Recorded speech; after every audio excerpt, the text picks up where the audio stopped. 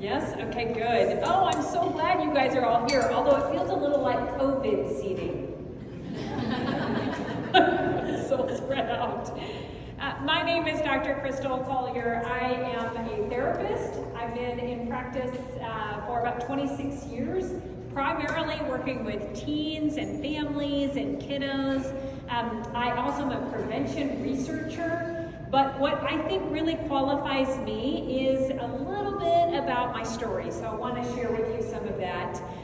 These are pictures of me when I was growing up. Do not laugh at the 1980s hairdo. You know you had a spiral perm at one point, right, in the 80s. But I was a kiddo who engaged in some high-risk behavior, drinking at very young, substance use. And by the time I was 18, I had a really terrible overdose. And by the grace of God, survived it, and then picked up the 1,000-pound phone that was still attached to the wall back then, and called my mom and asked for help. So that last big Texas hair picture of me was the day that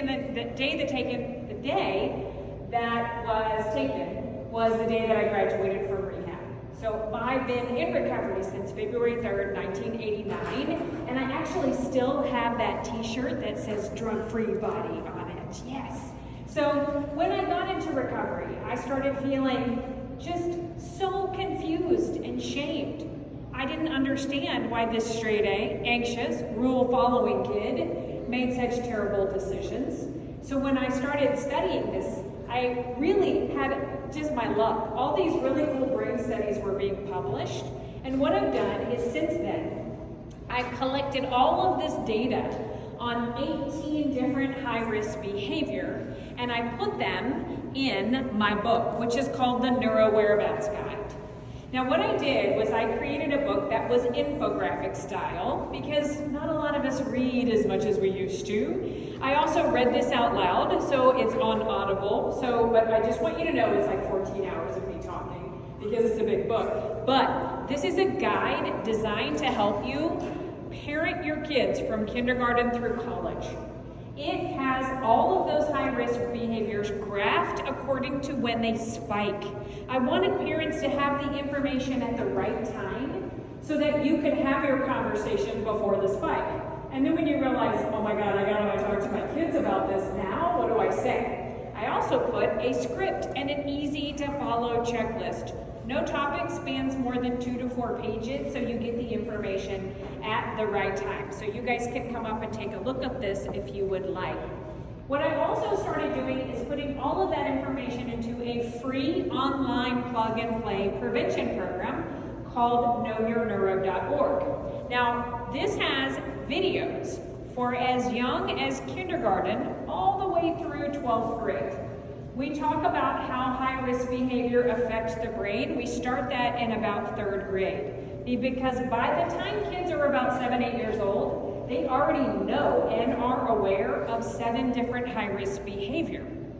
So all of the information here is free, and if you would like to get on my newsletter, I only blast 4 times a year, but it'll give you information about new videos when they post and the new skills when they post. I also want to introduce you to the superhero of my children's book series. So I've got an example of him over here. This is Neuro. And my children's book series is called Know Your Neuro, Adventures of a Growing Brain. And so I've got a K through 2 and a grades 3 through 5 version. In the K through 2, we start off by teaching kids about their brain development.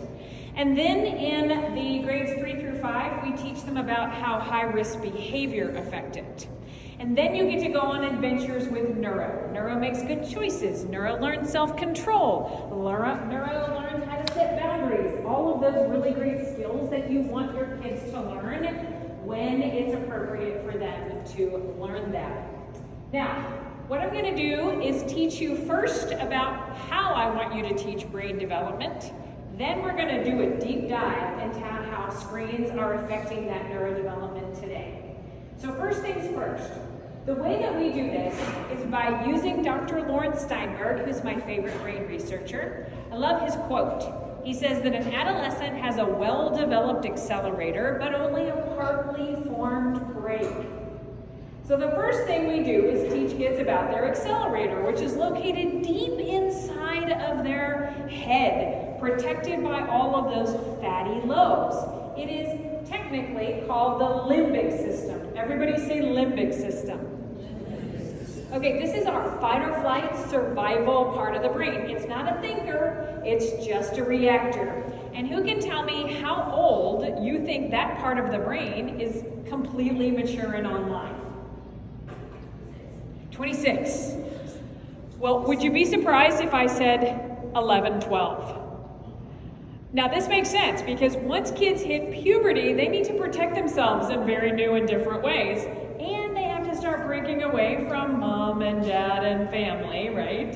In order to go explore and try on a little bit of everything to figure out who they are. So that limbic system fully matures by puberty. Now our brain, the part of the brain that actually slows us down and lets us make healthy decisions, that part of the brain is not fully online and mature till about the age of 25. So yes, is this God's little joke on parents? Fully formed accelerator, partly formed brake, the thinker. Well, they do have to go out and explore, with us being their frontal lobe until they grow one of their own. But the next thing we need to teach kids is that during that first phase of brain development, from birth to puberty, we grow 200 billion brain cells. That's a lot of neurons. It's like we get this big chunk of clay in our brain. Now our job is to start sculpting it into what one day will be our adult masterpiece that ends up with 100 billion neurons left over. So if you're kind of scratching your head wondering, wait, hold on, why do we get rid of half of the neurons that we just grew and developed?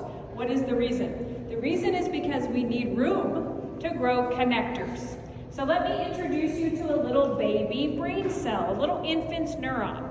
You see the cell body, what looks like a long axon here, and then you guys can not see very well from this picture, but what you see here is what looks like little branches and tree roots. Those are called dendrites, my favorite brain structure. So I want everybody to say dendrites 3 times fast. Okay, we're gonna work on our enthusiasm there. But let me make my case for dendrites. Dendrites are my favorite brain structure because they literally are the hardware of learning. Every time you learn something new or you practice something, you grow more dendrites that reach out to other cells, making these long chains, these neural pathways in your brain. So what you see here is those little infant baby neurons growing all the way up to age 2. That's just age 2. Can you imagine what they look like at your age? By the time we're 25, every neuron in our brain is connected to 10,000 other neurons, and it has to fit inside of our skull. So they literally squish down in there, and that is what makes all of those funky wrinkles and grooves in our brain. Babies actually have a very smooth surface of a brain, and then as we grow those skills, those wrinkles start to form as they squish down in there. We don't want to Botox these wrinkles, right guys? We want these. We want lots of dendrites because that means we've got lots of skills. Now, you can see where that thickening is taking place. In the front of the brain, right behind the forehead, called the prefrontal cortex or the frontal lobes, that fully mature by around 25. But you can see that second phase of brain development, they're really starting to thicken then. Now, who's got middle schoolers in here? Ooh, okay, a lot of you do. Have they started arguing with you incessantly, irrationally, really irritatingly? Oh yeah, okay, you have middle schoolers, yes. Okay, guess what? That means their brain development is normal. When kids do not argue, I'm like, wait, okay, what's wrong? What's going on? Because it's coming, it'll just be delayed. So that's a good thing, but they don't have quite enough frontal lobe to have empathy yet, to know how irritating it is for you, but they're right on time. By the time kids are 16, they've got about 45% of their frontal lobe, which is wild. They have 45% of their adult brain, and then we give them a license to do what? Drive with half a brain. This is literally why your insurance rates are so high for the first 2 years, neuroscientifically. By the time we're 20, 20, we've got 80%. So you thought you were done, right? You still have a whole fifth of brain development to parent by the time they get to be 25 years old. Now, what we need to understand about the prefrontal cortex is what it does. So this part of the brain is known as the CEO of the brain and the body. It does executive functioning skills, and that just means your basic thinking, feeling, and doing skills. And they grow according to those two phases. So what you see on the left is what scientists call lower level executive functioning skills. These are the ones that you need to get up in the morning, out the door, remembering your lunch. And then as we move to the higher level, we see that the more complex skills come online during that second phase. These are the ones that we need to get up and out of our parents' house, becoming fully self-supporting adults, right guys? Oh, you guys want your kids to live with you forever? Yeah, she's like, really? Okay. Because that can happen, right? Yes. So here's what I want you guys to do. I want you to use brain-based praise. I want you to be a brain-savvy parent and use brain-based parenting techniques. Memorize these skills. There's not a whole lot of them. I have this laminated in my office. And here's how I use these. I ask kids to tell me on a scale of 1 to 10 what they think those skills are. So on a scale of 1 to 10, how much of that skill do they have? Now, if they don't know a particular skill, it's a beautiful thing to explain it to them, because then they're going to be using abstract conceptual understanding so that they can think about themselves doing that skill while I'm explaining it to them. And so please use these in your daily language, but you can't sound like a therapist, right? You can't say, nice task initiation, Johnny. Kids will be like, what are you talking about? So task initiation is otherwise known as motivation. This is a very important skill. So this is what it should sound like. Something like, dude, you took out the trash. I didn't even have to remind you. Yes. Ooh, I like how you organized that. Tell me how you did it. You paid attention to the most important thing right away. Good judgment. I like how you solved that problem. Tell me how you did it. Oh, that was a great decision. How did you figure that out? Wow, you showed me so much empathy today. Or maybe, kid, I need more empathy today. Right, depending upon the day. So I think you get it, right? Brain-based praise. And so, very important, what happens when we praise a behavior? What does it do? It goes up. But as we move into that second stage of brain development, what happens to the praise that comes out of our mouths? It goes down. We start lecturing more. And we know how well that works, right? Yes. Okay, so brain-based praise. Now the last thing that I want you guys to know about this is that all of these grow based upon the brain's rule. The brain's rule is use it or lose it. That means if they don't use these skills, they lose them. So let me give you an example. Anybody in here an over-functioner? Affectionately, we call you helicopter parent or hovercraft parent, even worse. No one admits it. Okay, somebody's gonna come after me. If you do all your child's problem solving and decision making for them, they won't grow long networks of neurons for problem solving and decision making, but they will grow long networks of neurons for dependency on you to do all their problem solving and decision making for them.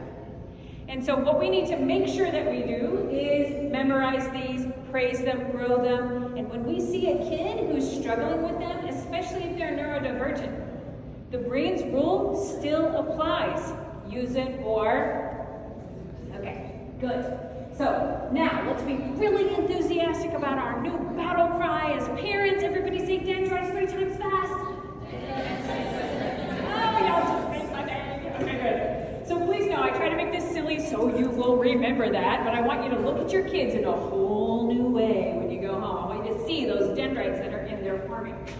Now, we're going to do a deep dive into screens and how screens are affecting us. And I want to start off with an equation. We grow those long networks of neurons when we engage in an activity for 3 to 4 hours consecutively. Now, that makes sense. We call it practice. You want to get good at something, you want to get good at an activity or a skill, you join a team or a sport, and you you practice for 3 or 4 hours at a time. Now, this rule applies to anything that you do. So if you want to get really, really good at a video game or really good at social media, do that for 3 or 4 hours at a time. What do you guys think the skill is for social media? Like, that's it, right? Yeah. You know you're in trouble when your hand fell asleep, right? Because it didn't hit, not a good thing. Yes, okay. So you're getting it. Now, I love my social media. I love my screens. It's not going away, but the point is we want balance. We want to make sure that our kids use all of those skills and balance out their brain development. And here is a study that illustrates kids who did not and kids who did. What you see here is a study that was published in 2013, and it has been replicated many times since. Now, what they did is they looked at 2 groups of high school students. And the first one, if you connected all the red dots, you would see the brain connectivity, all of those dendrites connecting all over the brain. Now, these students had a very balanced life. They had rec tech, academic tech, in-person, face-to-face interaction, and a lot of physical activity.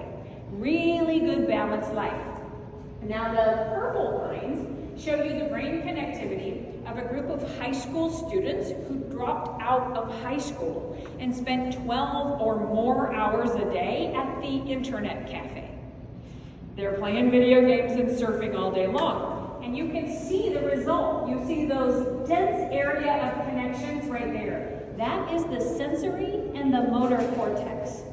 That's what gives us the ability to do hand-eye coordination. But look at how many networks they have moving into their frontal lobe. It's a little easier to see on the side view of the brain. One neural pathway, that's it. Now here is the scariest part about this. All of our brain's processing speed, which is how quickly you think, and all of our brain's plasticity, which is how flexible those dendrites grow and change depending upon what we're doing. That peaks at the age of 25. And for all of you guys who are older than 25, you know it's slowly downhill from there. It takes us longer to learn. We grow dendrites for the rest of our lives, thank God, because we can keep learning, but it takes us longer to learn as we age. So we want our children's executive functioning skills to peak where they should. Because those kiddos that are spending time at the internet cafe, they're peaking here. And then that's what they've got to work with for the rest of their lives. Okay, so I want everybody to take a big deep breath. You're probably thinking, oh my God, what have I already done to my kiddo? And if you are, please know that parenting is really more like a verb than a noun. Once we know better, we can do better. And so as we talk about the next 5 areas that screens are really affecting our neurodevelopment, I'm going to give you some tools to rewire the brain in healthy ways.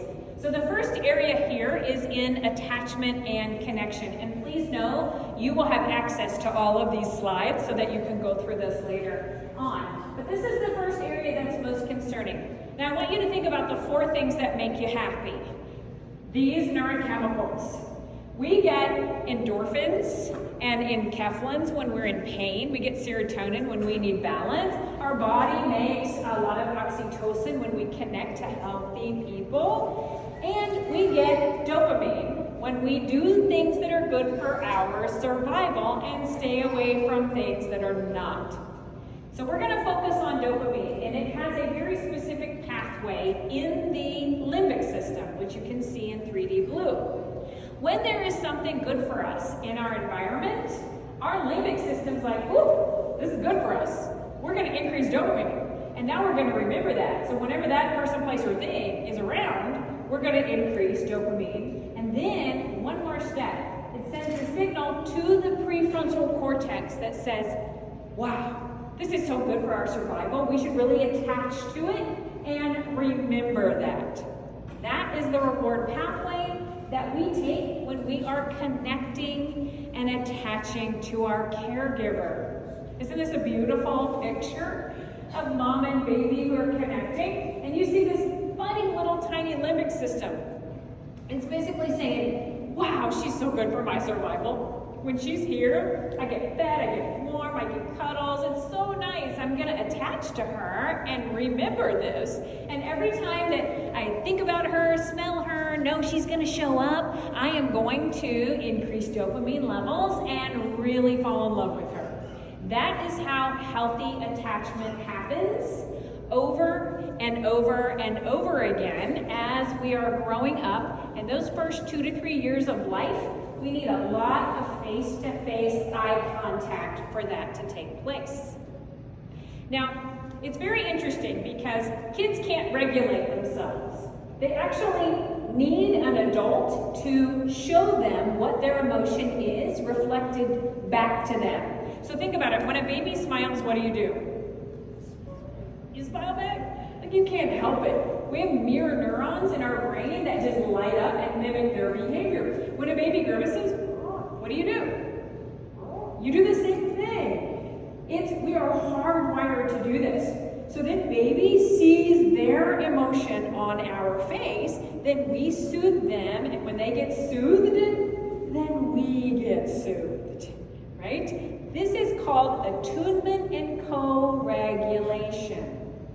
Now, we need a lot of eye contact for that to happen so that we create a secure attachment. But if you've ever seen or done this, has any of you guys have ever heard of texting while breastfeeding? Okay, please.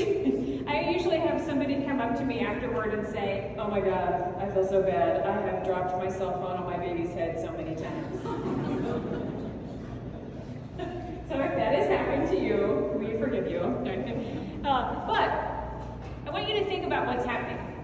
When a baby becomes dysregulated and unlatches while feeding, they look for mom. They look for eye contact. And if mom's doing this and they don't get it, even for a fraction of a second less, that happens over and over and over and over again over the course of 2 to 3 years, and it is having a negative effect on our attachment with our children.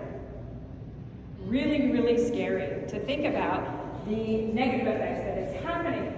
And then, of course, we grow up in a screen-based childhood instead of a play-based childhood, and there are screens everywhere. You see on this rocker, you've got these really great toys right here, and that's really good for motor skills, listening skills, all those things. But then the screen takes all that away, and we just have a baby growing their watching skills. And if anybody ever tries to buy a potty trainer with an iPad, I will come to your house and shame you. Do not do that. That is so terrible. We know the result of growing up in a screen-based childhood, that we are disconnected from each other in really profound ways. And then, of course, as we continue to age, have you ever been phubbed? Somebody's doing this, you're like, yeah. They're snubbing you with their phone. When that happens, if you're sending the message that whatever's on the screen is more important than you, and it is the biggest complaint that I hear from my clients. My kids will say to me, oh my God, my dad comes in and he's on his phone, even through dinner, and he wants me to get off. My mom gets straight on her computer. We see that more CPS reports are going up because teachers and parents are not watching their kids on playgrounds, and they're getting hurt. Kids' communication skills are going down. Their listening skills are going down. Use it or lose it. Now, this is a brain study that illustrates how first-person shooting games affect empathy. Remember, empathy is a higher level skill. It is so important because we need to be able to use abstract conceptual reasoning to imagine how somebody is thinking or feeling stepping into their shoes, even if we've never been in their shoes. That is a higher level of thinking. Do you guys think that we have less empathy in our world today? Oh boy, so much so. It's pretty pretty difficult. But here's what these screens are doing. So what they did is they got a bunch of college kids that had never played a video game before, and they separated them into two groups. The control group did not play a video game. The experimental group played a first-person shooter game for 2 hours a day. Now then what they did while they were in these fMRI machines, looking at their brain activity, is they gave them scenarios. And each kid had to come up with a different scenario answer, like an empathic answer to the scenario. Now you can see that is a frontal lobe skill, and the frontal lobe is lighting up in baseline. And it stays pretty lit up for our control group, but not for our gamers. Statistically significant low brain activity. And when you ask them, what is happening? Why are you struggling with this? The gamer said, well, I'm playing this game where I'm killing people, and I have to dumb that skill down. Isn't that a scary thought? I have to dumb that skill down. So these researchers were really concerned about the robustness of this study. So they had these kids stop playing for a while. 2 weeks, had them come back, and they went back to baseline levels of dopamine. But we see people who've been gaming since they were 8, 9 years old. They've never developed it. And we see they have problems in parenting, in work, in connecting. So, some tools for healthy rewiring for this area. Important to think about putting the phone down. So this is what I want you guys to do. I want you to have a practice. That if you're on your phone like this, as soon as somebody walks into the room, you go, oh, hey. Literally make a noise, putting it face down. And especially if it's a child, that is the most important person in the room, is that child. Literally put your phone, you know you can get on it later, right? But literally put it down and make a noise, letting them know. An interesting study that I learned, that when a phone is present, even if it's face down, there's 33% less smiling that happens in those interactions. Isn't that sad? That means our kids are experiencing 1/3 less smiles as they grow up than we did. Now, every time you smile at somebody, they get a little shot of dopamine and a little shot of oxytocin in their brain. So everybody look at the people at your table and give them a big toothy grin. So we want to increase smiles, giggles, face-to-face time. We want to eat together a lot. There's a really great website called the Family Dinner Project. And they've done a lot of research on this, and they find that the more family meals that you guys eat together, the more unified and connected your children will feel to you, and the statistically significant less high-risk behavior they will engage in for the rest of their lives. And the more information you will know about them as they grow. So you want to shoot for 5 meals per week, and it doesn't have to be Sunday dinner, like it can be, Chick-fil-A on the way to soccer, right? But you have a ritual of eating together on that day and night and time. And then, of course, no first-person shooting games. I heard a clinician say, let's just call them what there is. They're not first-person shooter, they're murder training games. Oh, it's kind of harsh, right? But if you've seen one or played one, you know how true that is. The second area that screens are having a negative effect on us is our physical well-being, which seems kind of obvious because we are so much more sedentary than we used to. We're eating more poorly, we're gaining weight, but because we don't go outside and touch grass as much as we used to, our immune system is lowering. And a study that came out last year said that 59% of our children today will be obese by the time they're 35. 59%. We also see that our kids are struggling to get to sleep. Our millennials and Gen Zs fare the worst. They don't have enough impulse control in their frontal lobe to stay asleep. They're waking up in the middle of the night and checking their phones. And so we also know that when kids stay up and have multiple screens on, they get so distracted that it is taking on average 3 hours longer to do their homework. 3 hours longer. And then a really interesting fun fact is that we are diagnosing more and more nearsightedness. Our occipital lobe, which is right here in the back of our brain, it's the part connected to our eyes, and we are not using it to see far as much anymore. So we're getting diagnosed with more and more myopia. Okay, here's what we can do about this. Kids need to get at least an hour of strenuous exercise per day. So we need to make sure that our schools maintain their PE classes. We want to turn devices off 2 to 3 hours before bedtime. And if you have high schoolers, it may be like a half hour, right? Depending upon how much homework they have. But what you say to them is screens off at this time, like 9, 10, or 11 screens are all off. And if you haven't done your homework, too bad. Let them face that consequence, because that will teach them to get their homework done. They'll get less distracted and more focused to get it done on time. We want to make sure no screens in the bedroom. The bedroom should be for sleep and good sleep hygiene. And follow the brain balance rule. So let me share with you what that is.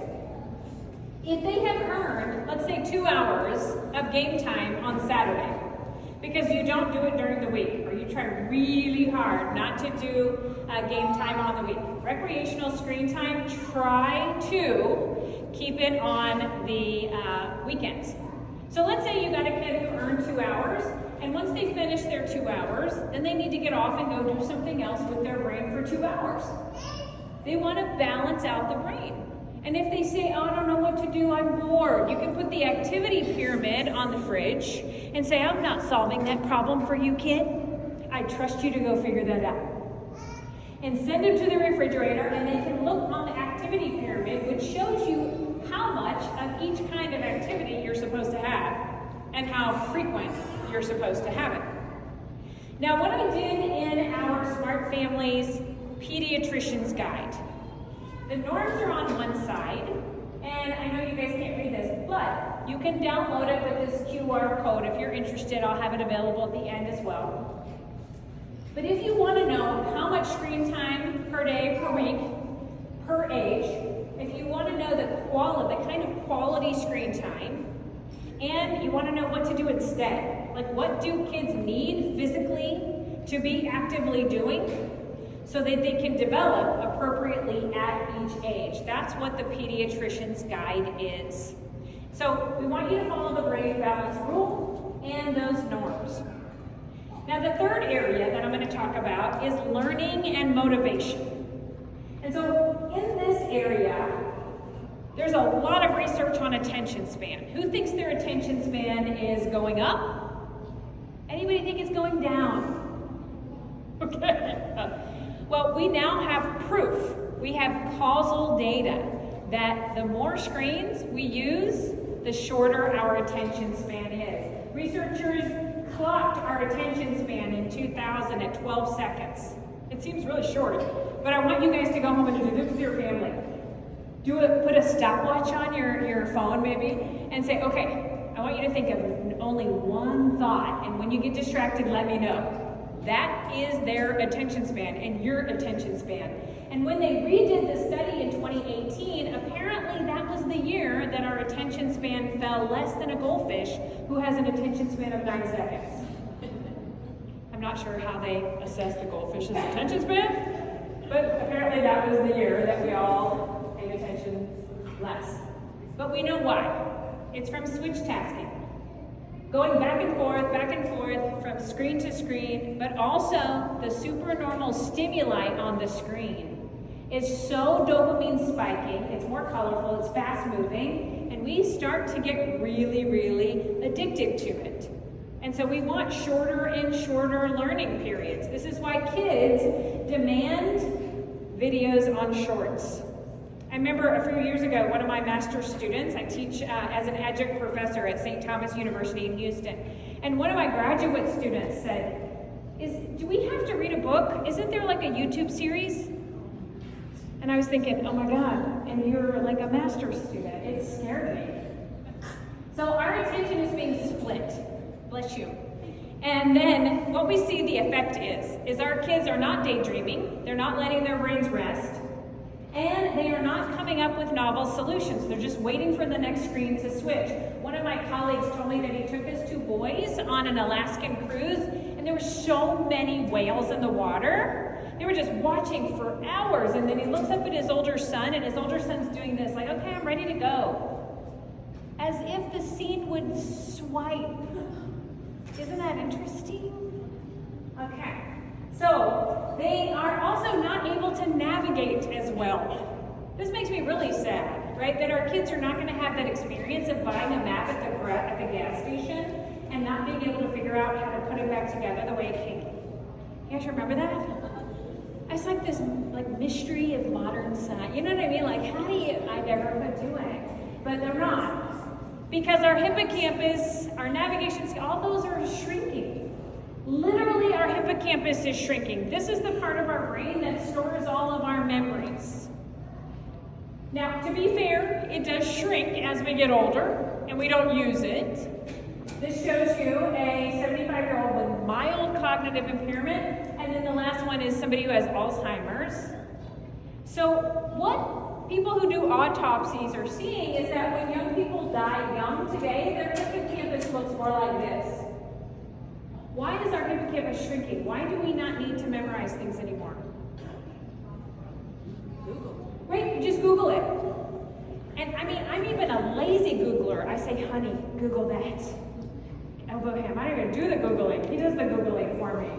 Even lazier Google. But this is how it's affecting us. When we learn something, first we have to pay attention, then we move the information into one of 7 slots in our working memory. So I want you to imagine, has everybody seen the movie Inside Out? Best movie ever. I'm a therapist who studies the brain, so of course that would be my favorite movie. But I want you to imagine a little Inside Out character in your brain juggling 7 bits of information at a time, because that is our working memory's capacity.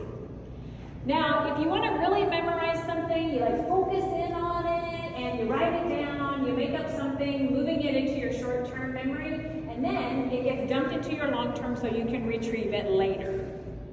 But there are so many things that are interfering with our working memory today that all those balls in the air are getting dropped pretty quickly, or just not. They're overloaded and we can't fit things in there. A good example, does anybody remember when phone numbers used to be 7 digits long?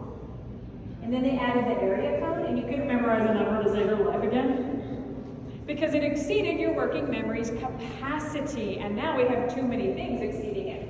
And here's how it's affecting kids.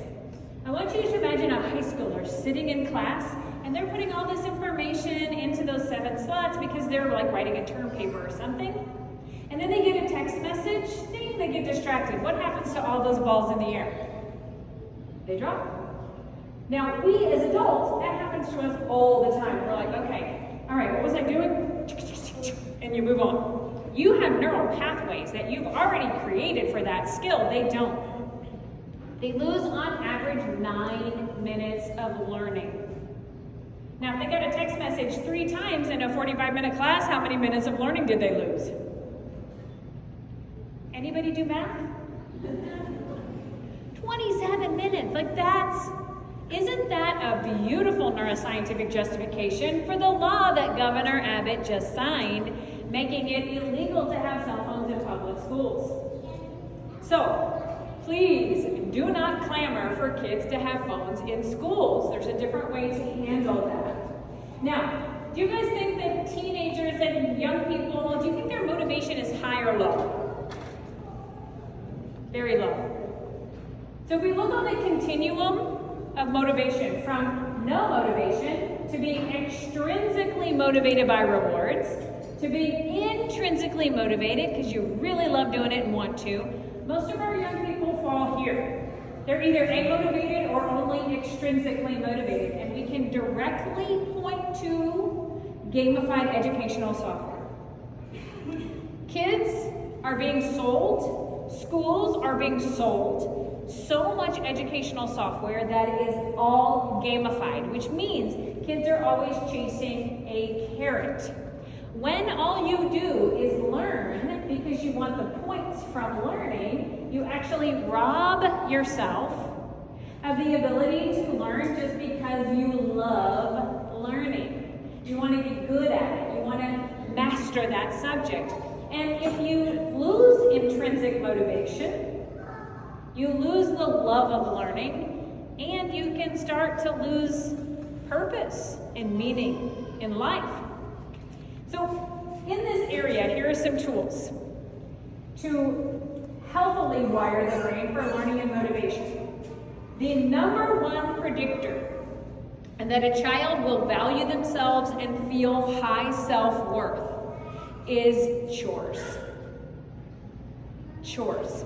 So as soon as they can, they should. So that's another saying that you should adopt as a parent. As soon as they can, they should. As soon as they can, they should. So as soon as they can wash dishes, they.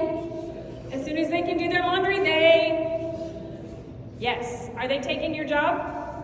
Yes. You want them to. So that they will be able to do all those things independently of you, especially as they grow older.